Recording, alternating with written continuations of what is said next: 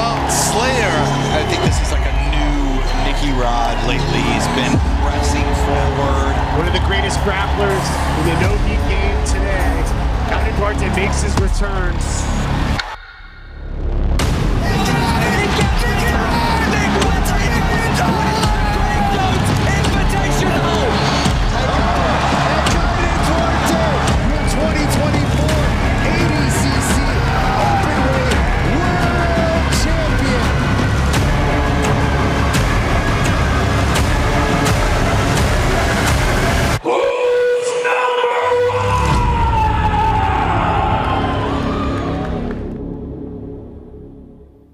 Oh, baby, that Let's promo go. sent a chill down your spine. You know what I'm talking about? Uncle Reed had to dust off the freaking, I don't even know what you had, one of those like original MacBooks Steinbeck. with, like, with the color. No, you had the, you know, like the colored Apple computer you have as a little kid in the computer lab. You have one of those just freaking click-clacking away, but definitely a hype one there. We wanted to kick it off with you guys with a promo for WNO 27 because, man, all the WNOs have been sick. This one's another level. This is the biggest super fight in WNO history. CJI champion going up against ADCC champion. Couldn't be more electric than this. This is what Who's Number One is. Putting the best guys up against each other in matches that legitimately matter. This is a true WNO match to its core, and I'm stoked for this one. But as always, you know, I'm Trey Robinson. We got Joey Scoops over here. We got Big Uncle Reed over here. And then Slack Barrett on the ones and twos right there. Overall, you guys, we want to talk WNO27? Should we just keep going on it for a little We bit can here? talk about Because it for a minute. We can I'm talk pretty about it hype for a on it. What do minute. you guys think about this one? I think that this is the perfect fight to make for WNO. Coming out of the ADCC CJI weekend, there really was like a question, who is number one? Both these guys won major brackets. Tainan going double gold, tapping 7 of 8 people, one of the best ADCC performances we've ever seen. But over here you have Nicky Rod becoming the $1 million grappler. He went all subs through his tournament. There's a genuine question, who's number one? So we brought it to who's number one. It's going to be an enormous event, the Kalahari Convention Center over in Round Rock, Texas. Tickets are on sale now. Bunch of exciting stuff coming for that card. We're definitely not going to stop with just that. So it's going to be awesome. I can't wait. Sure.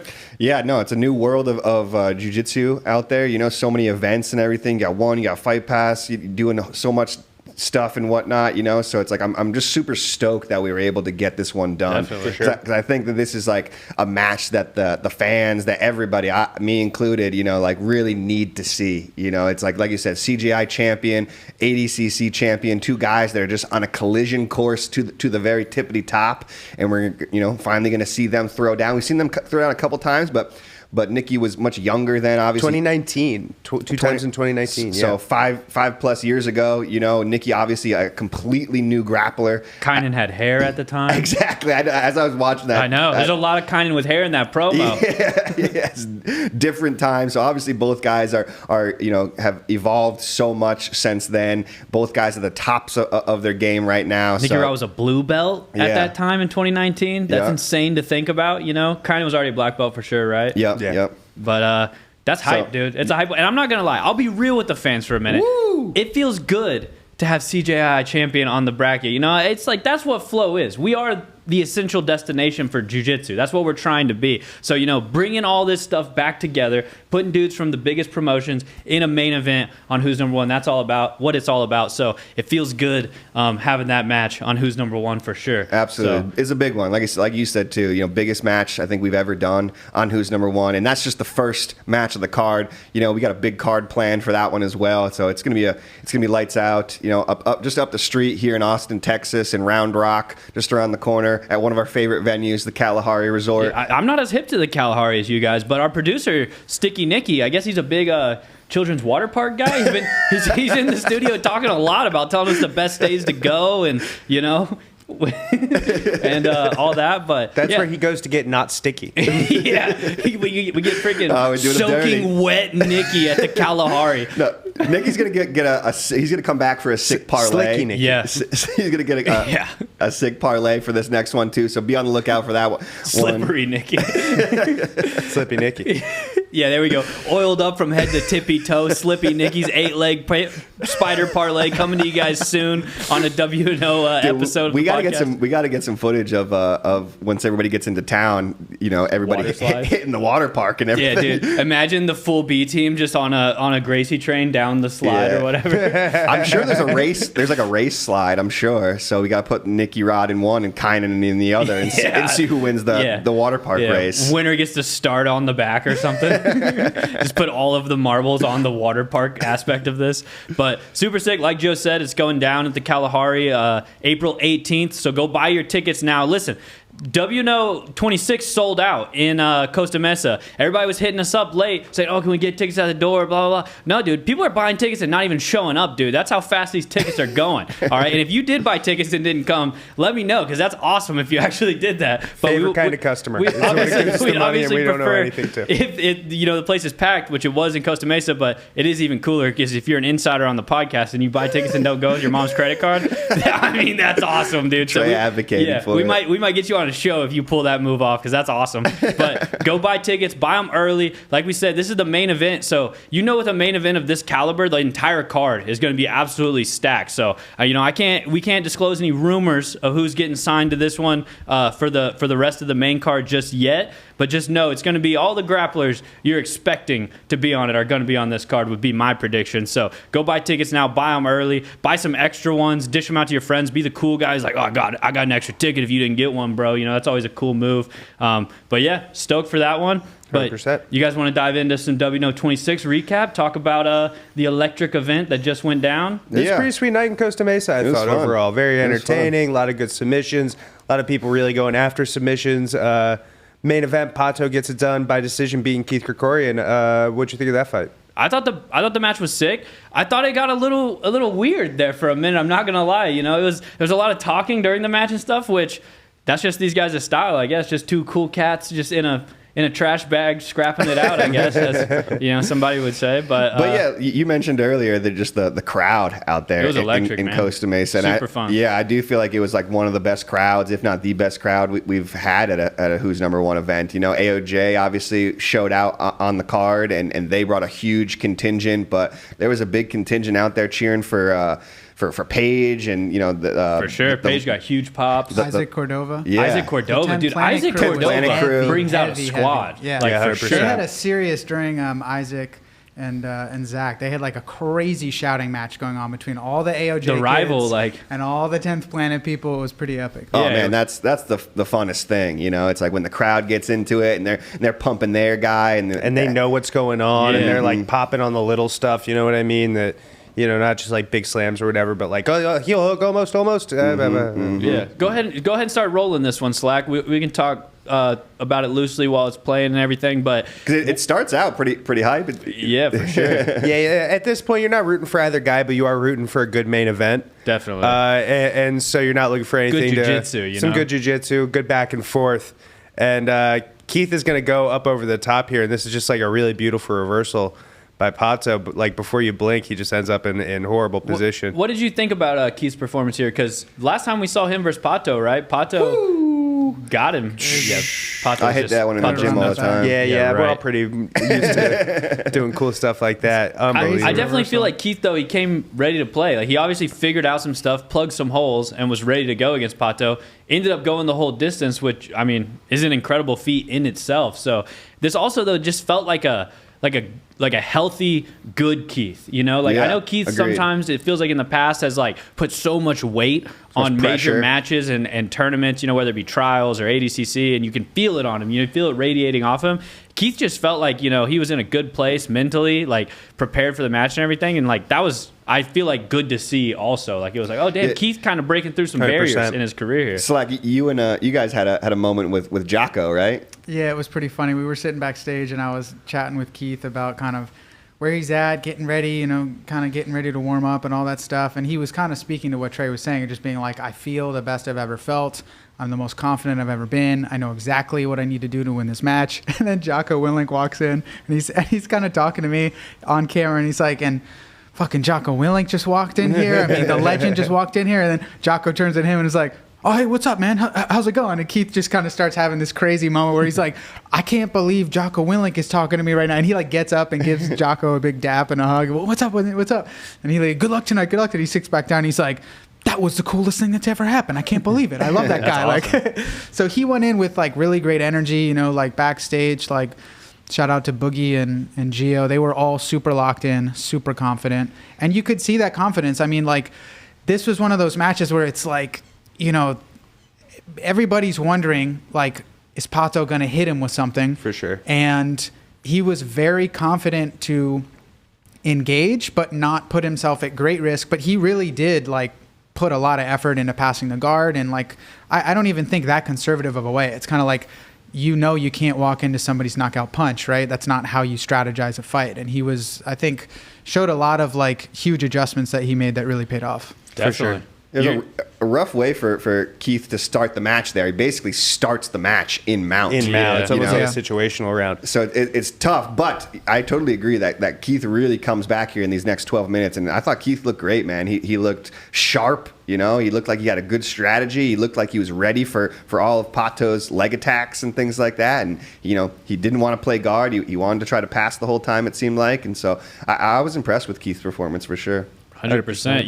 You're working on a little behind the scenes thing with all that, all Yep. those special little moments. Yeah. Nice, bro. So stay tuned for that. We'll get a little behind the scenes look at the match between these two. That being said, though, you know, Pato's that dude. Yeah, Pato's Pato's that the guy, dude. man. You know, and he definitely just has that slick jiu-jitsu where, like, he'll just strike like a cobra, you know, and you got to be ready for it. Yeah. Nikki, this is a 15-minute fight. I don't know if we needed to show the whole thing. But, It's me. You can talk to me. I'm in sorry. charge. Well, I was asking damn if we it, could get Slack. like I don't know if we could get like No, a split, no, I'll split cruise screen for or a little something. bit. Like take a look at some of our faces during it or something. Just break it up a little. Give the fans what they want to see. That's what I'm saying. Show them the hair, Joe. Show them the hair. Get Hair's our getting lady long. subscribers up. Are you growing? long. You growing it out right now? I'm not getting it cut. Does that count? Nice. As growing it out? That's how where it it all started starts. for me. Yeah. Yeah, so that's kind of just where I'm at right now. It has been growing for a while. Yeah, but Pato's the man, number one ranked at this weight class. You know, gonna go back to the gi here. Sounds like he's going back to pans pretty soon, which is gonna be exciting. I thought Keith had a very tough performance. I think a lot of people think of toughness as like willing to go into the fire and just risk whatever.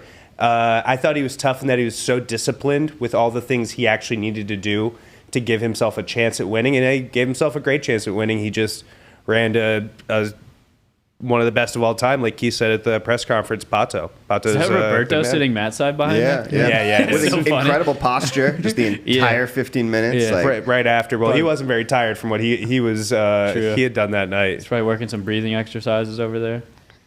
100%.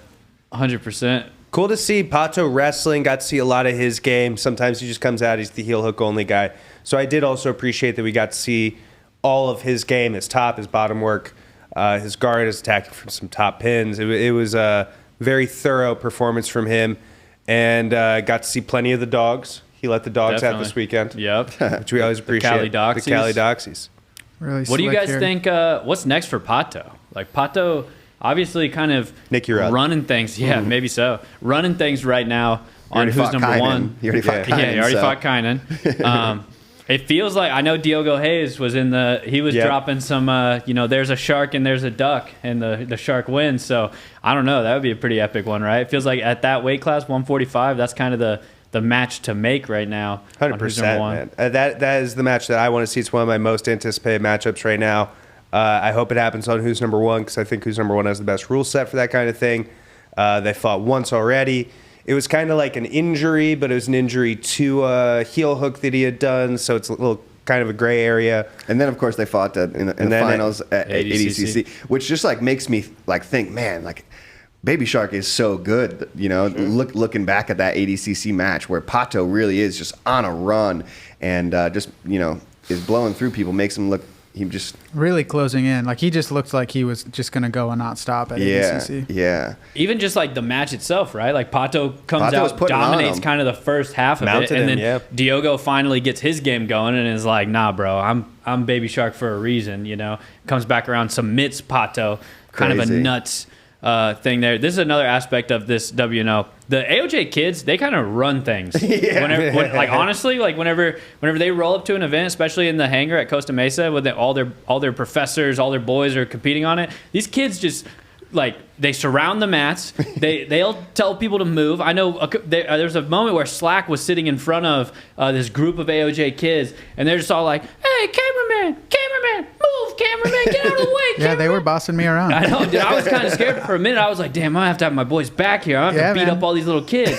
But the problem is, they're really good at jujitsu. Yeah. I lived in San Diego for a bunch of years, so I know how dangerous a gang of Groms can be. So I listened to exactly what they said. I sat a little bit lower. I lowered my head, and one of them said, "Thank you." Thanks, cameraman. But yeah, super epic one there. Is Pato surrounded by the kids at the end of this? Oh yeah, I like that visual.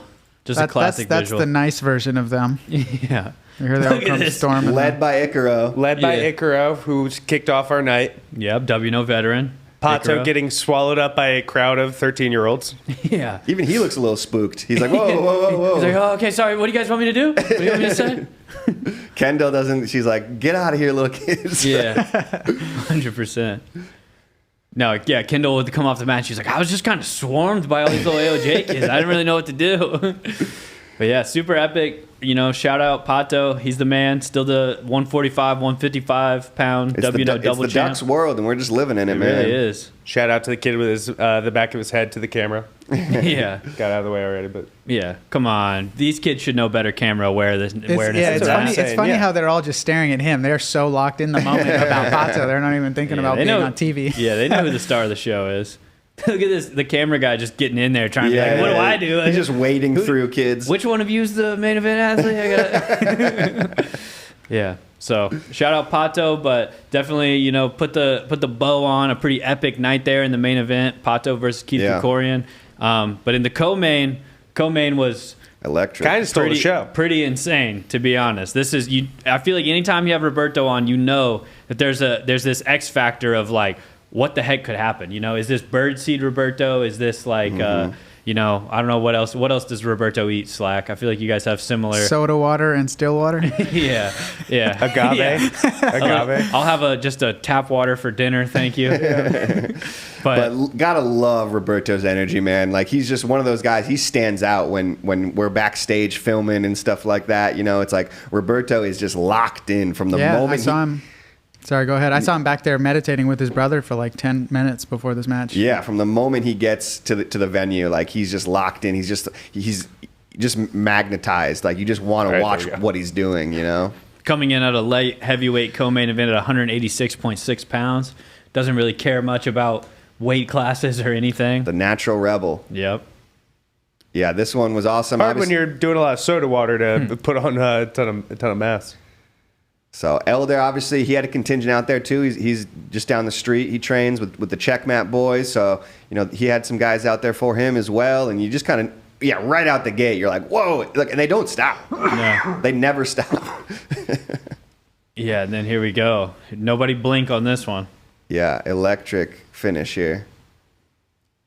Collar tie, over tie. And this was the plan, he said. Boom. Ooh.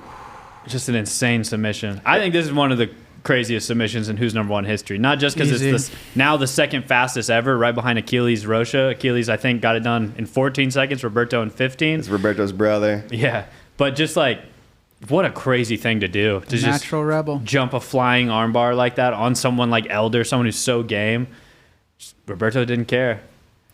Roberto's the man. We've kind of been waiting for, we always want performances like this from Roberto where he just comes out and really shows this wild side of himself. He had it right away. Tight. He had it right away. And the other thing, like, not to take anything from Achilles, because these two sit right side by side, but Achilles was a response, right? So he like waited and kind of responded with, but he just picked his shot and just shot it immediately. Yeah.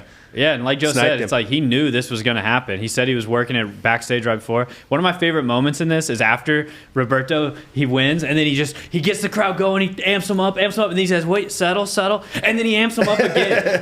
That's just like a perfect representation of the chaos Roberto brings. He'll tell you to get on your feet, then sit back down just to tell you to get on your feet again. Yin, yang, yin, yang. Yeah, just such an epic person.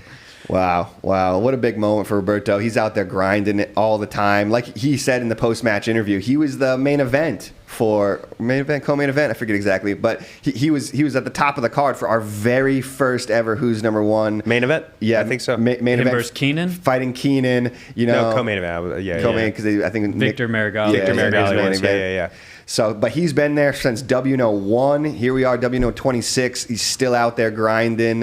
Just super happy for Roberto, man. That was an electric performance. It was a pretty epic thing, too, because WNO 1 went down in the hangar, right? Yep. 5 years ago, 2020, and now 5 years later, WNO 26 going down in the hangar with Roberto, of course, back. Obviously, it made sense to have him back. Would have been cool to get Victor Marigallo on. Obviously, they're doing different things right now or whatever. But sick to have Roberto. Super epic. The hangar's just kind of a little sweet spot for WNO, huh? Always electric events at the hangar.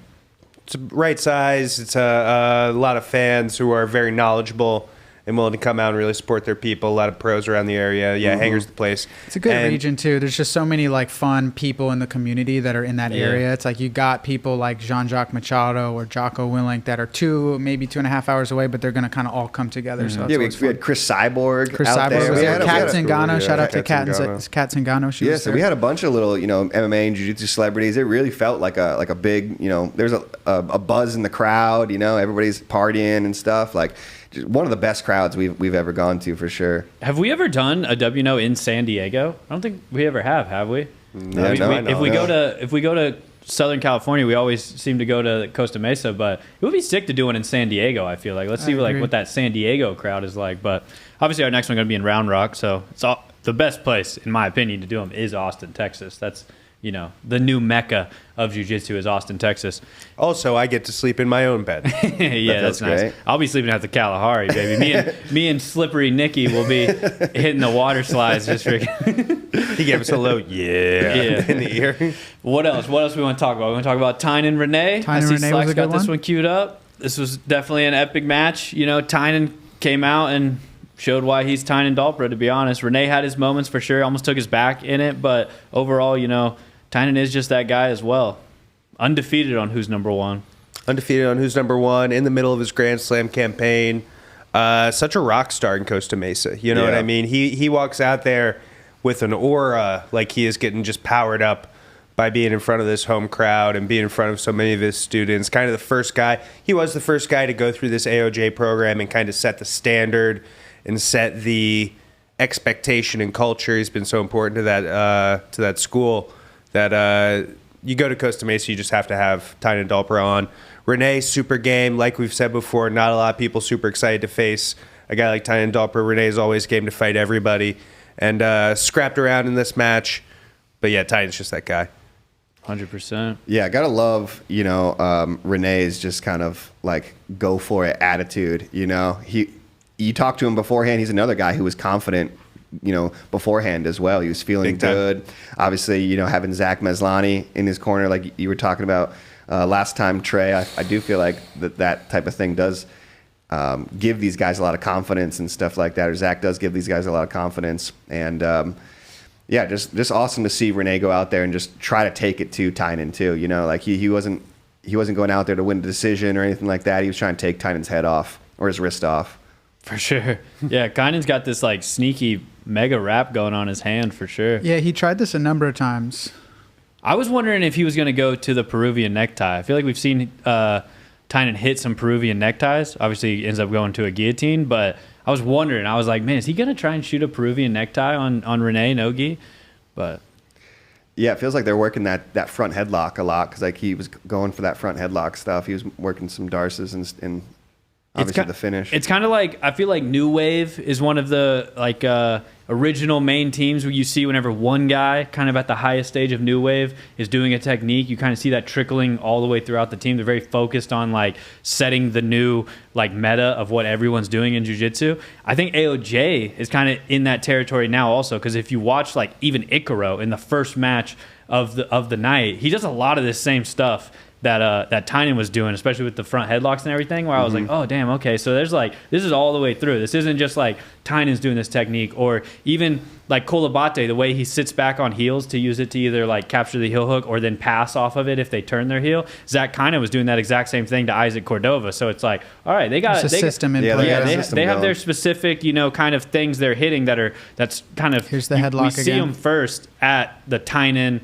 Kolabate type of guys, but then you notice, like, as you watch more and more of their dudes, that they're all kind of hitting this stuff. But super gnarly angle right here.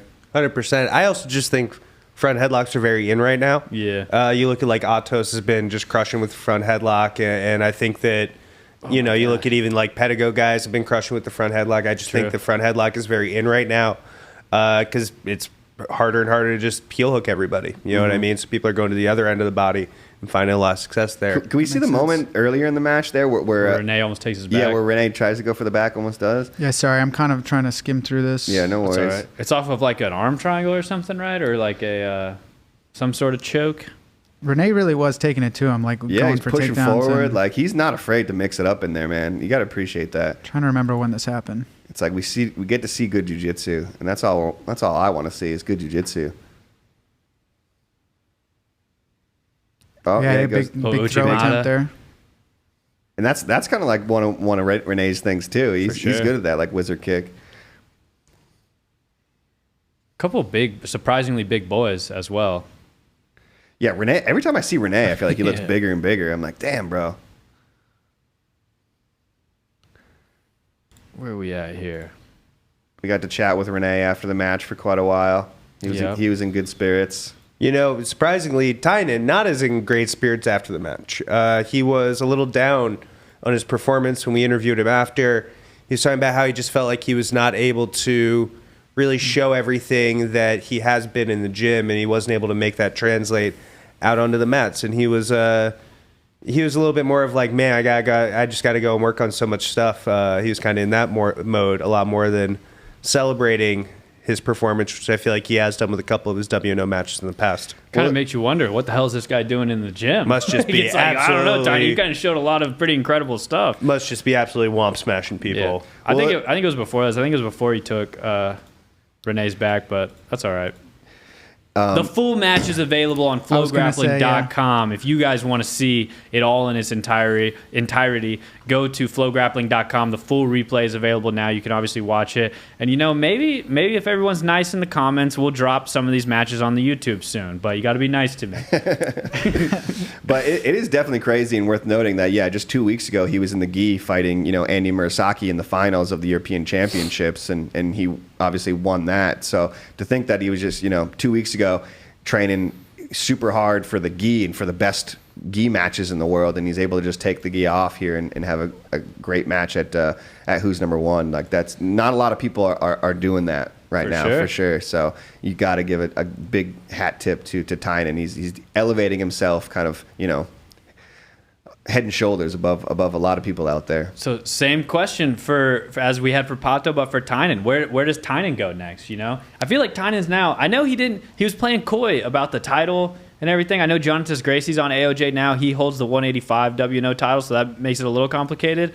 But I feel like Tainan's like, he should be there soon, right? Like, he should be competing for a WNO title or in kind of like another one of the biggest potential super fights in Who's Number One history. So I don't know. What do you guys got thoughts on where Tainan should go next? What should happen with Tainan on Who's Number One? You talk about one of the biggest fights that we can make. I think obviously that fight's going to be Mika, right? That's the first fight that you have to think about with him.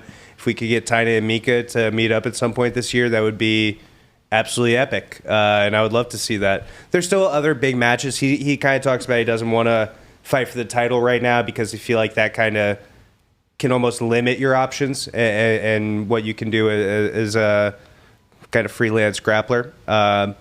a gun for hire. Yeah, pretty much. I still think there's some good matches. If not Mika, I think somebody like an Isaac might be a cool matchup for him. And there could be a nice amount of action there. Just trying to set up matches against him against the best guys in the world.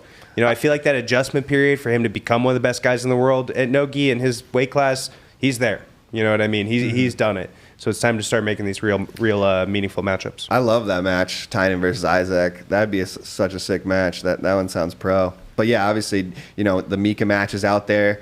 You know, we got to see these guys throw down. I know, before it's all said and done. You know, I know they've had one. You know, they had one little match. 5 minutes. Yeah, back in the day in the gi, I believe. But man, we got to see Mika and Tainan That was that one like day. EUG? Or, Yeah, I believe so. Yeah. Some small little like kind of Grand Prix thing they were doing round robin style. Yeah, that definitely feels like the one one of the super fights that's just kind of hanging over the jiu-jitsu community. It's like feels like we're constantly getting teased with like, is it going to happen? Is it not? And just keeps not working out perfectly. I think to throw another name in the mix for kind of a lot of these guys that would just add a sick element, in my opinion, is Jansen Gomez. True. We've talked about Jansen before. It's like, man, when it comes to like not overexposing yourself, Jansen's kind of the king of that. Like, just like he pops in. That's and one it's way like, to put it. Yeah, it's like hell yeah, dude. Jansen's in the mix. This is so sick. Like anytime Jansen's out there, I'm glued to it. You know, it's like Jansen is a captivating grappler. I love watching Jansen, but man, seeing him more in Nogi and on WNO, like in the mix with a lot of these guys, in you know this like 185 weight class and stuff.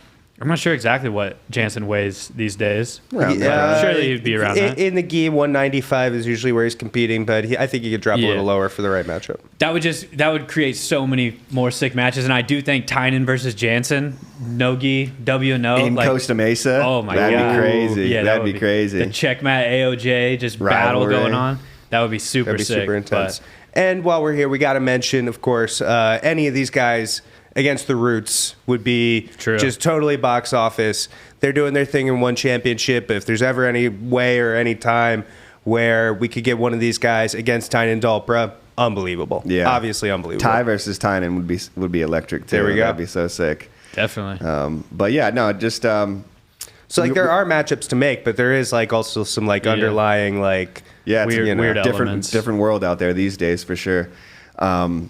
I forget what I was going to say, but yeah, no. We'll sit here quietly until you remember. Yeah, we know. We were just talking about Worlds and BJ Stars, and we were like, oh yeah, we're going to get to see Jansen again. Oh hell yeah! Like it did get me hyped up as we were talking about Worlds, and hopefully going to see Jansen again because we just need more Jansen out there for sure. Definitely. 100%. All right, I see Slack queuing something up. You want to keep it cruising here, Slack? You want to talk about Sarah Galvão and Katie Carr? Obviously, this is a big moment right here. Katie Carr in the mix, Sarah Galvão, both making their WNO debut. I know there's been a lot of hype around Sarah recently. She's, potentially one of the best female brown belts ever at this point, you know, kind of winning everything there is to win at brown belt. Her and the rest of the Atos dream team, like Lillian Marchand, Emily Leyva, purple belt, but still just kind of like they're just showing up to all these gi tournaments and just dominating. I know we've seen Sarah at Nogi Worlds now, but this kind of felt like her big, look at that, just breakthrough into the Nogi scene, kind of like, all right, I've fully arrived now in Nogi, plan on taking over. And she came out here and was throwing up some crazy stuff. Respect to Katie Carr for, eating most of it and just getting out, showing some insane escapes and some grittiness to get out of some of these positions Sarah was putting her in. But it's definitely sick to have Sarah Galvão in the mix now for WNO. Yeah, I was tapping like 5-6 times throughout this match, like being like, it's hurting me. Like, But, man, one of my favorite parts here is obviously we've been covering Andre Galvão here for the better part of 10 years and really watched Andre Galvão, get hyped for some of his biggest matches, IBJJF Worlds, ADCC. We've really seen that side of Andre, but I love that we're kind of seeing a different side of Andre Galvão, kind of behind the scenes and interviewing him and stuff like that. Like you can just see the way that he glows when he's talking about Sarah, when he's watching Sarah, when he's coaching Sarah. You see that Papa Andre kind of come out, and you can tell that he's just really, really enjoying this part of his career. As a coach out there at Atos and being able to coach his daughter and she's just, you know, has electric jiu-jitsu, has incredible jiu-jitsu, so that must be fun. I think it's cool to watch too, like, not to wax poetic too much about it, but like as a hobbyist, like competition is not what shapes like my idea of my personal jiu-jitsu. And it's cool to like watch the top competitors as they approach black belt sort of put together their resume for black belt. And if you think about it that way, it's kind of like Andre is like steering her through this path where it's like, okay, you're kind of like crushing it at IBJJF brown belt. You're right around the corner from getting your black belt. Let's see you do a super fight no gi. Like this, you need to do this and demonstrate this and kind of like sharpen your tools here. But right around the corner from getting the black belt, you know, it's like kind of like he's like charting this path for her, which is really cool to watch. And to see her go out and just be super aggressive and creative and just all of that, it's like it's kind of cool to watch someone put their black belt resume together of what she's going to do this year before potentially getting it. So here's this insane rear triangle knee bar position she kept going into. I mean, this is nuts, dude. If somebody did this to me, I'd come back with a baseball bat. Just in the gym, somebody hitting you with that. For real. But I mean, Katie Carr, she knew what was up. I guess she kept getting out of it. I would have never escaped this. It looks so tight. Damn.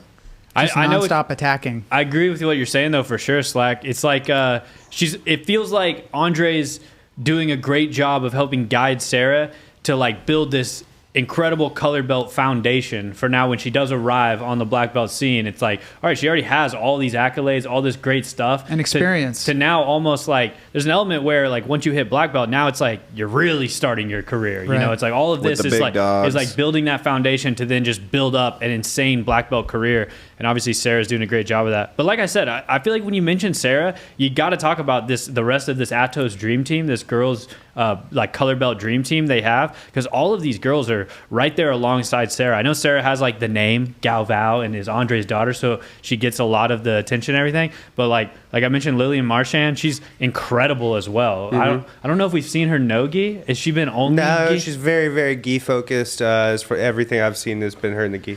Yeah, but just they're kind of right alongside each other, just like double golding, trading Everywhere. double golds at like every IBJJF major and stuff. And it feels like they're both probably going to arrive at black belt around the same time, like potentially do this double gold grand slam together all the way through and then get their black belts at world would be my prediction. But super sick. That little dream team going on right there. I feel like, you know, we need to get out there. Andre, if you're listening, you know, let's set something up, get out there and start building up this dream team some more even, you know, and start making some stuff about them. But Sarah kind of helping lead the way with that as well.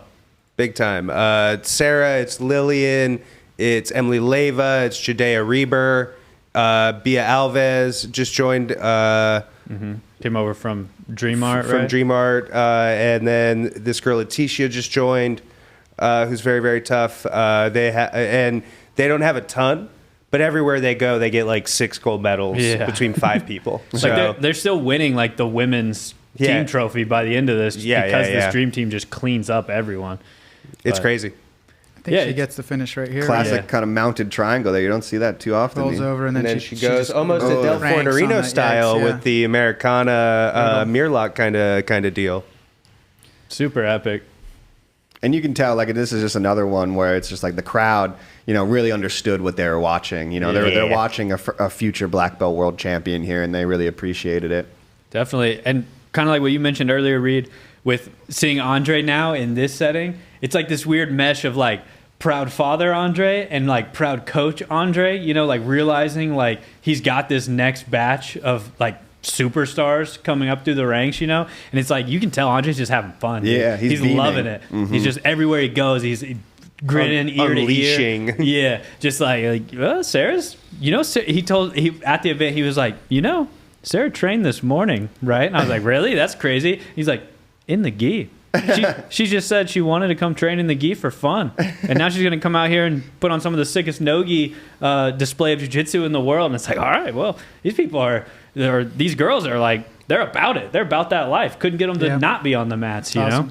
I love, you know, that these guys are doing gi and no gi, to be honest. Like that fires me up, to be honest. That they're just jumping back and forth. They're like, hey, it's jiu-jitsu.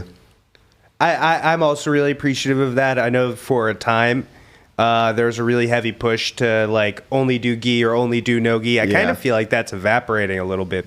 to be honest. And I'm very happy about that. We only have so much talent in this sport. The more times I can see, I just want to see Jansen Gomez. You know what I mean? Gi or no gi, I don't really care. Just show me a Jansen Gomez match. Kind of like in that same vein, a person that I feel like represents that well for me is like Lucas Valente, like a guy that I kind of viewed very much as like an IBJJF gi specialist guy. Then we see him at No Gi Worlds come out and do some of the craziest stuff at No Gi Worlds. It's like, it's like those kind of barriers are kind of dropping more and more, and we are seeing more dudes and ladies float between that line of doing both. I think Fionn, obviously a great representative of that, the best in the world in the gi as a female, the best in the world in the gi or no gi as a female, probably just at any gender, it doesn't really matter. So a lot more of that. It's definitely sick to see for sure. But for the sake of podcasting, I'll disagree with you guys. I like specialists. I was going to say, like, I just think it's cool to like just kind of bring the culture together a little bit. Like I've spent time like training at a 10th Planet school and loving the like purist approach, and I totally understand where those guys are coming from, being like no gi only and this is what is the coolest part. But like the gi is also really cool, and like the more you see people do both, the more you might kind of get crossovers. You see like J-Rod training in the gi with Tainan after WNO. That's pretty so cool. I love to see that stuff. It's just like more jiu-jitsu for everybody, Definitely. Bringing up J-Rod. Are we going to talk J-Rod Ronaldo at all? You guys want to get into that match? I know you had a different one queued up, Slack. That's but all right. I feel like we could dive into that one. This was our most controversial match. This is our most controversial match no way in a while. around it. Ever. Yeah. Definitely a controversial match. So really the first question, Trey, for this event you took on judging. And I thought that was very surprising. You'll never in your life see me as a judge on Who's Number One. That is my least favorite thing of all of jiu-jitsu is judging. And I think everyone thinks that's the least cool aspects. Somebody's got to do it. I love being in control of everybody's futures. I love it so much. No, so obviously Close match. We aren't part of the judging, just so everybody knows. That's like a kind of a specific thing we do intentionally, because like how could we can't go out there and like we inherently have biases, because we're a part of the media. We make the videos, we make the matches, everything. Ricardo makes the matches, but we're a part of it in some small way. So obviously we're not the judges. This match was tough. It was really close. I do think whenever you watch all of the feet on the exchanges, J-Rod, I think, wins the exchange on the feet. Obviously he comes out on top. There's some aspects of it that make it like hard, I guess, in my opinion, in my dumb smooth brain, not a judge, judging, I guess, aspect, where it's like Ronaldo plays the edge of the mat so well, and we've seen him do this in all kinds of different events, where it's like then Ronaldo will kind of initiate something, J-Rod will just immediately counter, take him down, get on the side, but then it ends off the mat. And this isn't ADCC continuation off the mat, so then you see them come back, reset neutral, and it just played out multiple times like that. And I don't know. I don't know how our judges really grade that. Yeah, I do think I feel like there is a little bit of confusion out there, and of course we do rules meetings with the athletes and stuff beforehand, but we send them an email with the rules. Yeah, but we do that email. Judge the match in its entirety. You know, there is the judge's favor that happens, but really the judge's favor is for the fans and for the people watching, to kind of let them know who the judges at that moment are kind of leaning towards, or favoring, or favoring in that moment. And of course J-Rod won the first two, and I think really he did push the pace the whole match. He was the aggressor, he was the one pushing, although Ronaldo did have some shots in there as well, and that's where I feel like Jay was able to score some of his takedowns was off of Ronaldo's shots. He was able to capitalize, but I just wanted to make that clear that we do judge the match in its entirety. Not saying it's any better or any worse, but it's just the truth of what's going down. It's the judge's favor is designed as a way to get casual fans more clued in on what's going on. So the deep cut hardcore fans, you guys watching at home, if you're watching this podcast, I assume you're probably a pretty deep cut fan of jiu-jitsu and everything, so you get it. You know what's going on. You understand the nuance of everything.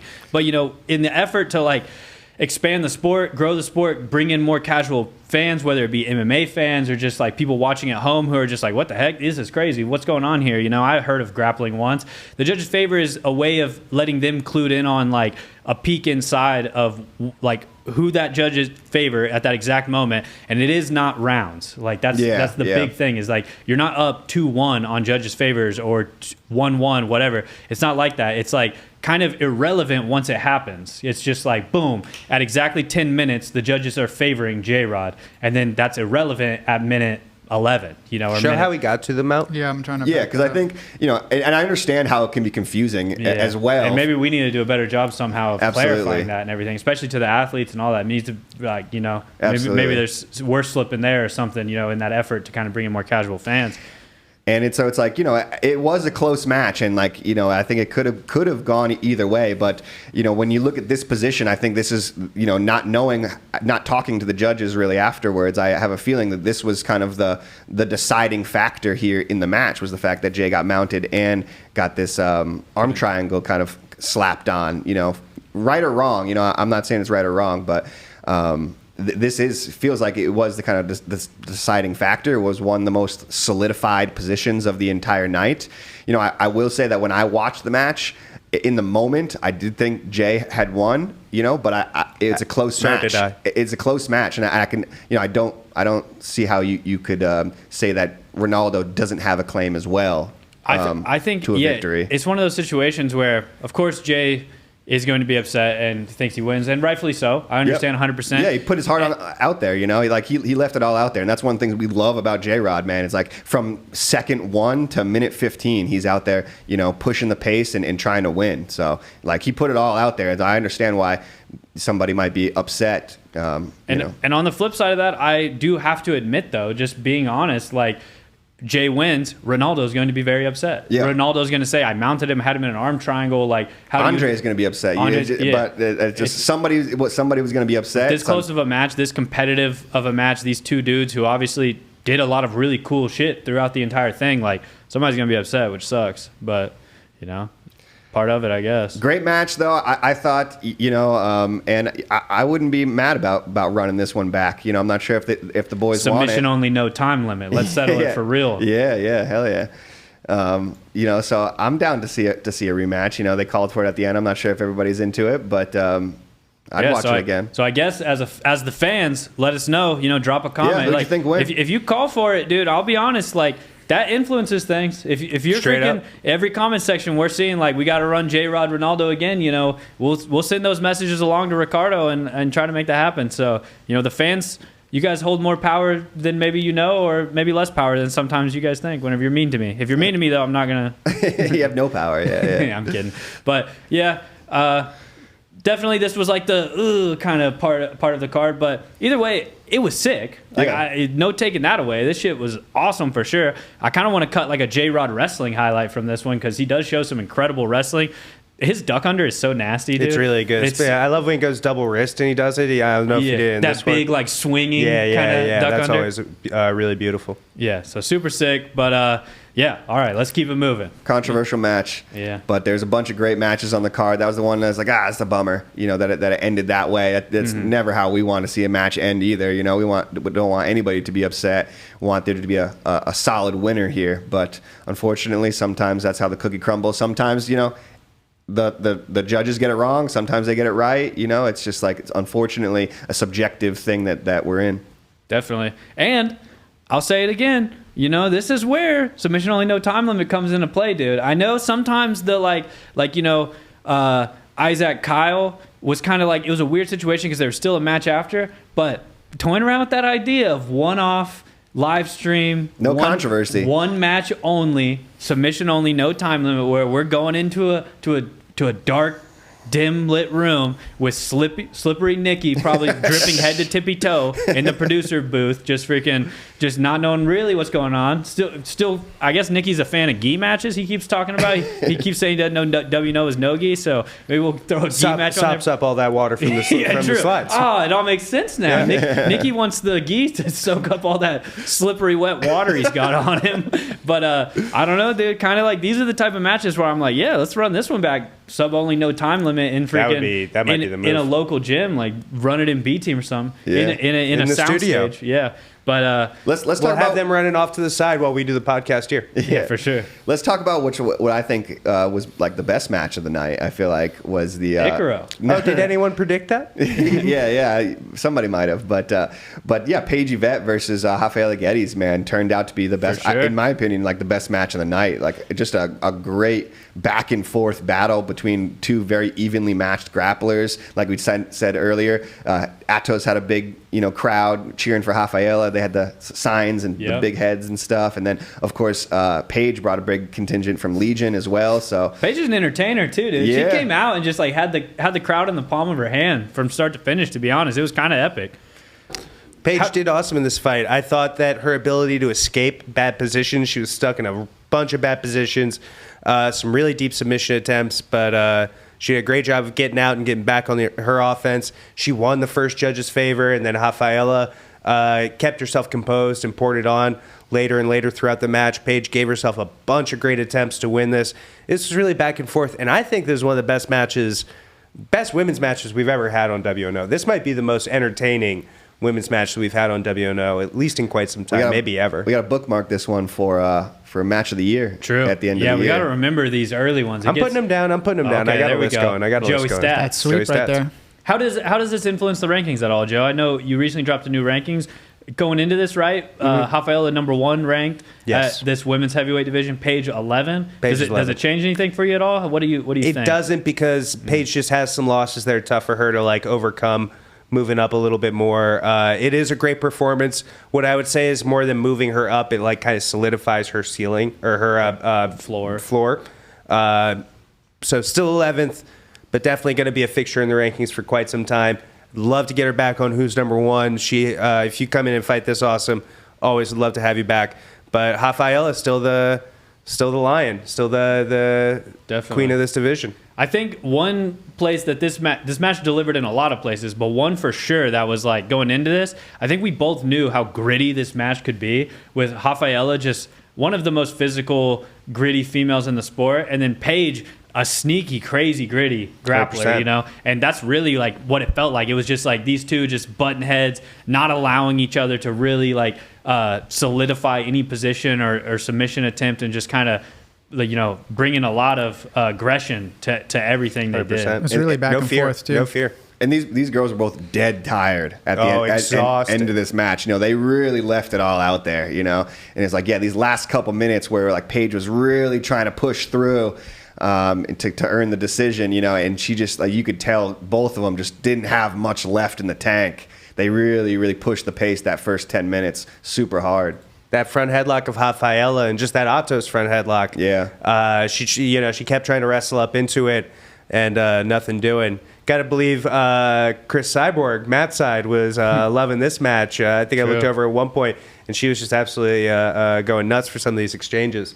I feel like there was a back take at one point from Paige. Yeah. And in the middle of that back take, I feel like she started to like look over at her corner and get so excited. She did, yeah. I was You know in what her I mean? corner when that happened. I'm Reveling trying to in find it a where bit. it was. Just kind of admired her work a little bit. And I feel like if she had just hurried up to that next position, she probably would have gotten on the back. Right here. Yeah. Knowing the match, I'm Go back sure a little more? it is. She got really close right here. Yeah. Knowing the match, Rafaela likely gets out and continues, but like, man, you never know. Yeah. You get to the back, She passes and then that's here. going to influence the decision. And she's looking at her corner right here. She was smiling at them. She gets one hook, right? Or Yeah, and you can kind of see her off to the side, just a little too much, and then Rafaela gets her weight out. And it's just like, at this level, just a quick little hesitation, and But the she ended position's the match gone. on top. She did. She looked great. I think that this is the best performance of Paige Yvette's career, even in a loss. I thought that this is the kind of thing where this is a big announcement that she's here. You know what I mean? Definitely. Maybe people were not as familiar with her coming into this match. A lot of people are going to be aware of her after this match. Getting some of that good Ouachita Mountain spring water right afterwards. Arkansas's finest. What a match. Yeah, it was What a super match. incredible. We gotta talk to Paige. I don't. Does she go by Paige Ivette-Clymer now? I feel bad I if think we're so, messing yeah. that up. Yeah, so that's our bad, Paige. But yeah, super sick. Yeah, and I feel like this is another one just like the crowd just really got into. I know I mentioned that a couple times, but Definitely. But at the end of Look the at match, this from that was heavyweights. From crazy. heavyweights. This is crazy. Paige is not accepting it though. She's so good at her front headlock escapes. She really is. Because Rafaela is a killer from this position. You know, we saw her tap out Kendall, for example, at ADCC with the guillotine. She's a killer here, but Paige just always found the way to keep it going, keep it moving. And this is a fight I would love to see run back in the future, potentially. Maybe even like next to ADCC or something, we could end up seeing this with the quality of athlete that we're talking about here. Definitely. To wrap up, by the way, we did do a draft last time around. Oh, yeah, about damn. who was going to be the slobber Who was- knocker of the night. Oh, and no, I we won. did specifically submission. about I know that we also submissions. have that, but I also want credit Yeah. for calling this a slobber knocker of the night. So if you guys want to run that back, we can Yeah, go let's- through that let's really look at quick. it real What's the scoring? Yeah, So do you how have does that? this work? Do Did we you- go one at a, like each of us Well, in let's the just row? go or- through each match And we assign add a points? submission, yeah. Okay. All right, everybody which- stick with us. This is where we get caught up in the mental pretzel of our own. So let's do it this way. It was Well, how we many can- points for each? Like 5, 3, and 1? Yeah, 5, 3, and 1, depending on what portion of the match the submission happened in. Okay. If it wasn't a submission, 0 points. So I So- feel like we should just go person from person and add up our points. That's what we'll do. All right. So I'll go first. My first match that I had picked to end in submission was Ryan Aiken versus Lucas Lira. 0 points. 0 points. Great match, though. Great Shout out match. to Really both of sick them. match. They really put it all out there. That was a great match. Ryan looked great, I thought. Ryan looked great. Lucas also looked great. So go check that match out. Second one, Zach Kiner versus Isaac Cordova. 0 also points. 0 points, but 0. also a great match. That was one of the best matches of the night. Honestly, that the place was going Really crazy good. for them. I So hope go we get a check that out. 135-pound division back, if I You've can been just pushing say. that. I have been pushing this. I'm going to continue to push this. I think there's a lot of really exciting guys at 135 pounds. If this is something you want, where you want to see 135-pound male grapplers back on Who's Number One, drop a comment. Let me hear it. There we My go. third match, Roberto versus Elder. So I will take those Five five points. points. Five All right. points. Bing, bing, bing, bing, bing, bing. Now, moving on to Reed. Reed's first match was Pato versus Keith. 0. Points. 0. We've covered that. Then you had Victor versus Ian Butler. That was 5 points. 5, 5 right? points. I think, yeah, right? yeah, that was pretty early. Jay versus Ronaldo. 0 0. points. Dang. Plus a negative for What? controversy. Oh, dang. He's only got Controversy. 4 points? Okay. So I got 5. Reed's got 5. Kind of 4, but yeah, 5. Trey's first was Sarah versus Katie Carr. 5. was- no, Or it was no. That was at the Three. very end, right? No, it was real late, right? Yeah, pretty late, I think. Oh, because There it was were- only there a was like 9-minute only match. 3 minutes left. Yeah, so Yeah. 1 point. Okay. Second is Rana versus Solange. 5 points. Dang. No way Trey's going to win this. And then lastly, Rafaela versus Paige. No submission, but great match, like we said. I didn't have Icaro. No, you left it for me. Tainan, Joe had Tainan and Rene. 3 points. 3, right? That was in the middle of the match, I think. Yeah, it was in the middle. It was like 7 minutes left. Okay. Okay. He also had Daniel Sattler, Michael Sainz. Great 0 match. points. No submission. 0. Shout out to Michael Sainz. He put on a great He's performance. the man, dude. He might be my new favorite grappler, I'll be honest. And then Icaro and Christopher. Joe had Icaro. Yeah. That was Icaro late. versus That was in the Christopher. second period. 6-minute match. But I think it was with like 2 minutes and 20 seconds left. Pull it up. Because then we're tied. I think it was in the final. I think it was. Maybe it was. I think Icaro pushed it to the very end and then submitted him, but could be wrong. I could be wrong. Let's double check. Oh, there's a lot riding on this, fans at home. I hope you're building with Wait one anticipation. sec. I'll get this pulled up. Because if not, Patient. I'm in last. Wait, so you have 1 point? I have 3 points. You have 3 points. Okay, so there's a lot riding on when this Icaro submission happened. Here we go. Icaro went out there, killed it. Looked impressive, of course. Yep, first ever Yeah, youth first match. ever kids match. Very cool. Icaro, 13 years old, as we are all aware, of course. I gotta be honest, I've adopted youth match. I don't know why. I feel weird saying kids match. Like, I know that's like no difference. It's like semantics, but Boom. So it's in the final. Okay, it's definitely after this because it's only a 6-minute match. yeah. Okay, Shouts out to so Icaro, I though. get He 1 put on point. a- I end with He 4. put on a great performance. That was a Trey great, wins the submission great draft. showing. Let's go, dude. We got a belt laying around or something for me. We should get one. Where's that one belt we have for like Let's do marketing this, or something? Let's do this through the year, and that way we can. Let's show Icaro's match here real quick, though. Nick, you want to give him a shout out for Yeah. putting on a great show? Just kind of once he goes to the end here, takes the back, gets the submission. Okay, well, Little beast. I was 15 seconds away from from those extra points, but it didn't get it. Hey, see if you can find the belt out there, Reed, whenever you throw up. He's not throwing up. I think it's on someone's desk. There it is. Out in the Shouts out marketing to department. Icaro Moreno. Icaro, unreal performance. Looked great. Wrestling looked super on point early on. Wanted to prove a point with his wrestling, so that means probably could have gotten there 30 seconds earlier and got me those points. But whatever, not about me. Here it is. Let's go. The official podcaster's best prediction trophy right here. We got a mic stand because that's find what a belt, but I got that's you a what it's mic all stand. about, baby. We got a mic stand right here to represent. That's for standing on business. Yep, for standing on business, for talking on business here. So, yeah, I guess a speech is in order, you know. I just want to thank everybody who made this possible, all the fans at home, all the athletes for I feel like putting it on the line. You kind of made it possible. Yeah, true. I came up with the Sub Hunters draft. And so I guess, yeah, thanks to me.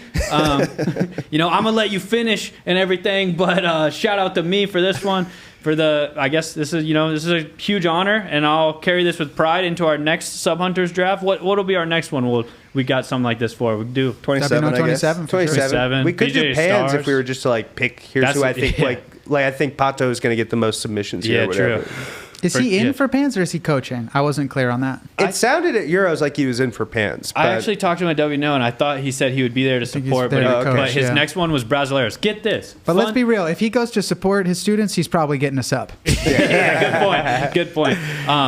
A fun little tidbit about black belt Diego Pato never competed at Brasileiros before. That's right. He was He saying told us that. he's never competed at Brasileiros as a black belt. So he said he for sure wants to come down to Brasileiros this year and try to add that one to the trophy case. But Adam Wardzinski in a similar position there. So. Yep. Adam Wardzinski. He also talked about Brasileiros, never been there before, but there we go. All right. Yeah, I don't think anybody in the comments have any better predictions of that. I doubt it.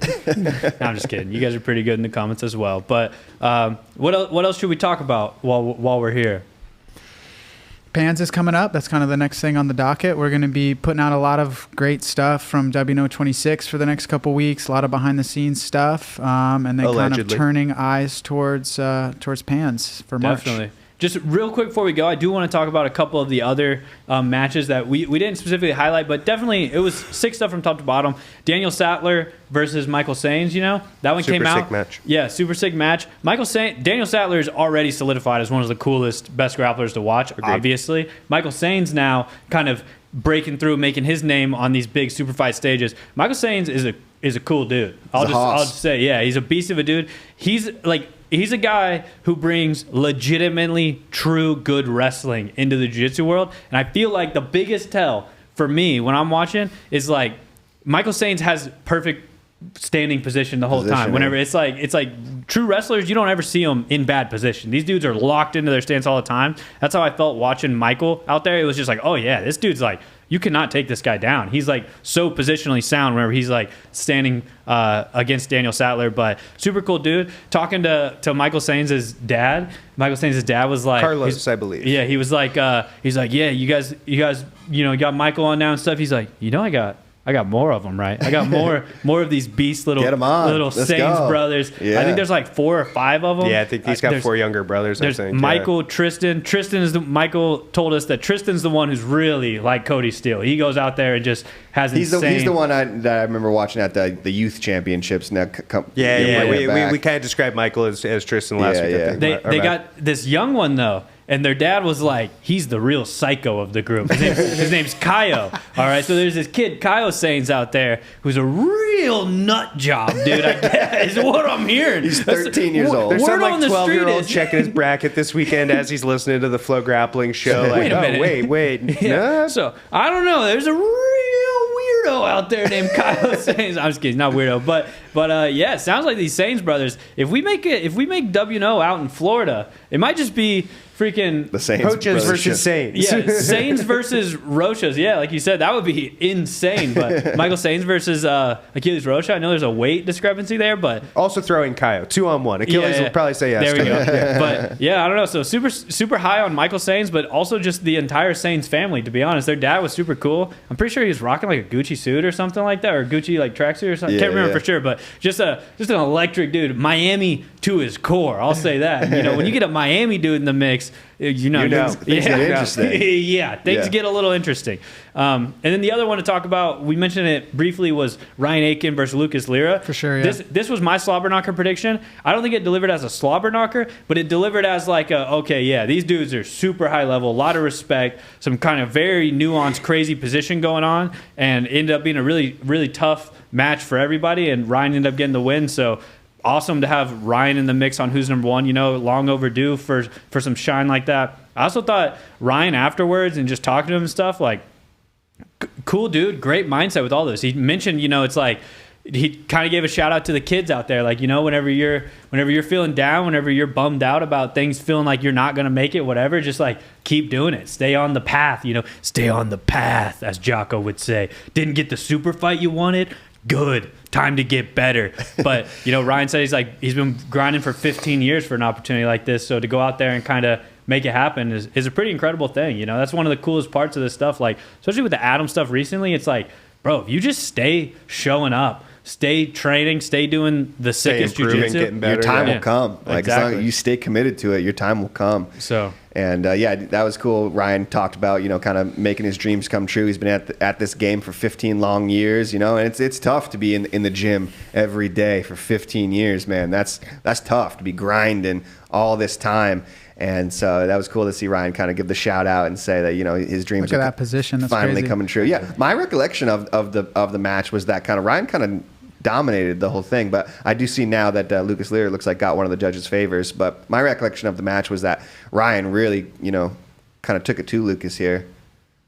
I think it was a lot of like, it didn't really feel like Lucas fired off of any of the like kind of crazy stuff we've seen him do before. Like, we have seen Lucas throw up crazy flying arm bars, Connie Basami's, like a lot of real dynamic stuff. And I feel like maybe he pulled that back for this one, which, you know, obviously happens a lot when you get two dudes that are very well matched, high stakes match. You know, sometimes you pull back. Well, and they're both so dangerous, you know. It's kind of like Pato and Keith. It's like or Daniel Sattler, Michael Sains, totally. You know. Like, but man, but I feel like that can be such a tactical error sometimes. You know what I mean? Sure. So a lot of times that extra stuff is like what you actually kind of need to pull out against the toughest guys in the world. To create some like little holes, you know, Exactly, just by these insane movements and stuff. I mean, for sure. Roberto and Elder could have had a 15-minute slobber knocker match, but Roberto threw his shit out there, you know. And dude, part of me is like, obviously it's incredible how that match ended up, but part of me is a little bit like, oh man, we got cheated almost a little bit with Roberto Elder. That could have been like 10 minutes of crazy back and forth, then some kind of like finite finish like that. But obviously you can't root against a 15-second submission, but you know. So yeah, super sick one there. Great night out in Costa Mesa, man. If you haven't been out to one of these Who's Number One events, I think we're getting better and better, putting them on every time. The crowd's having fun. We got some other little things. You get a free T-shirt in there and stuff. You know, if you could sing along to Journey's "Don't Stop Believing." Yeah, if you got fast hands, you can get a T-shirt. But just a great event all around. I thought everybody delivered. Everybody went out there and really tried to make it happen. So shout out to all the grapplers on Who's Number 126. It was an electric event. Couldn't have done it without them. Dude, one of my favorite things about the jiu-jitsu community is because, you know, jiu-jitsu is kind of I think it's still a counterculture thing, to Definitely. be honest, you know, for sure. A little punk rock in the mix there. You get some Wildcats and stuff. If the jiu-jitsu fans aren't down with what's going down, bro, they'll just let you know. Like, big booers. Yeah, there's like this in-venue sing-along thing, I guess, we're doing to try and up the atmosphere thing. And it's like Don't Stop Believing's playing, and it'll like the music will cut off and like the fans are supposed to continue it. And it like happened a few times, no one's singing. And then when the music would cut off, everyone would just start booing. Boo. It's like so funny just for jiu-jitsu fans to be like, nah, dude, I don't want to sing the Journey's Don't Stop Believing. Freaking make Ryan Aiken run back out here. Yeah, I want to see Roberto break somebody's arm. Yeah, 100%. But, you know, so shout out to Jiu-Jitsu World for that one. That's pretty epic. And I'm not going to lie. If I wasn't on the media side filming a WNO, I'd probably be in the crowd booing too. It's hilarious. So, yeah. What a great world, a great community we're in, huh? Anybody want to wax poetic about just the Jiu-Jitsu world as a whole?